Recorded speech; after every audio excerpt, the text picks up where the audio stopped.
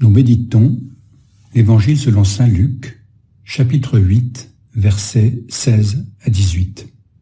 À celui qui a, on donnera, et à celui qui n'a pas, même ce qu'il croit avoir, sera enlevé.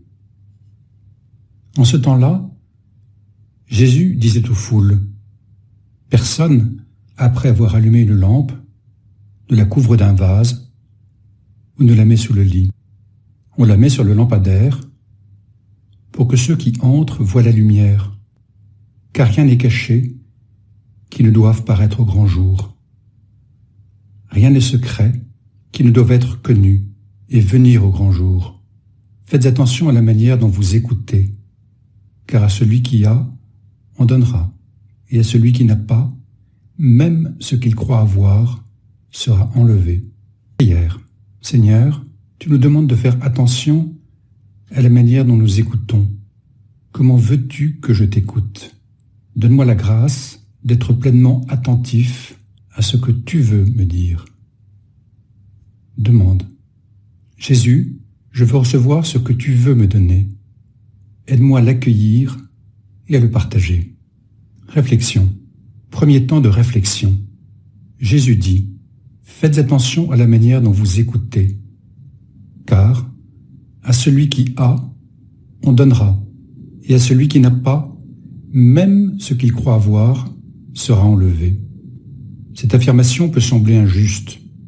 Pourquoi donnerait-on davantage à celui qui a déjà quelque chose? Et encore pire, pourquoi dépouiller celui qui n'a presque rien? Jésus est sûrement en train de nous dévoiler une autre grande vérité de la vie. Mais comment peut-on la comprendre? La parole des graines de blé qui tombent dans 4 types de terrains peut nous aider à l'interpréter.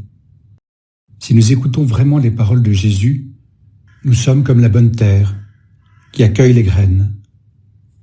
Au contraire, si nous ne l'écoutons pas, les oiseaux viendront picorer les graines jusqu'à ce qu'il n'en reste plus.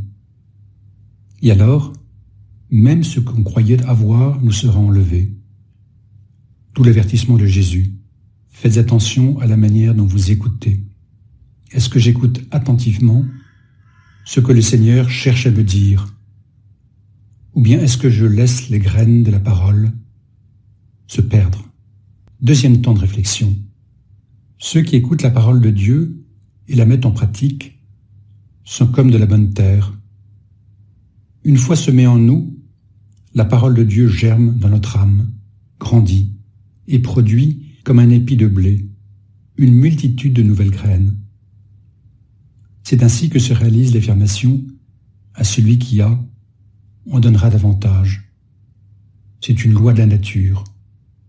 Ce qu'une personne récolte dépend de la manière dont elle a pris soin des graines semées dans la terre. Lorsqu'une personne accueille un don de Dieu et le fait fructifier, les dons de Dieu se multiplient en lui. Et, avec le temps, elle se trouve dans l'abondance. De plus, si une personne se révèle être une bonne terre, Dieu sèmera davantage en elle. L'agriculteur cherche à faire tomber les graines dans une terre fertile, pas sur un chemin endurci. Est-ce que je me comporte de telle manière que le Seigneur voudrait semer davantage en moi? Troisième temps de réflexion. Lorsque nous sommes dans l'abondance, Jésus ne veut pas que nous gardions la récolte pour nous-mêmes. Il nous demande de la partager. Après avoir allumé une lampe, on ne la couvre pas d'un vase. On le met sur le lampadaire pour que ceux qui entrent voient la lumière. De même, nous devons distribuer les fruits de ce que le Seigneur a semé en nous. Si nous partageons, Dieu nous donnera davantage. Nous sommes appelés à devenir lumière du monde.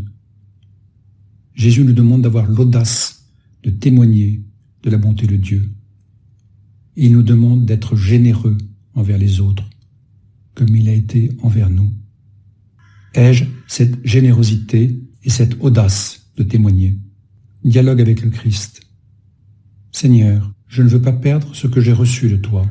Au contraire, je veux être attentif à ce que tu veux me dire, accueillir ce que tu veux me donner et le faire fructifier. Ainsi je pourrai être dans l'abondance et j'aurai de quoi partager avec les autres. Aide-moi à devenir une lampe qui rayonne ta lumière et ta bonté autour de moi. Résolution.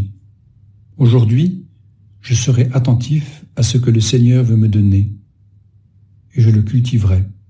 Aussi, je partagerai les bienfaits de ma foi chrétienne avec des personnes qui m'entourent.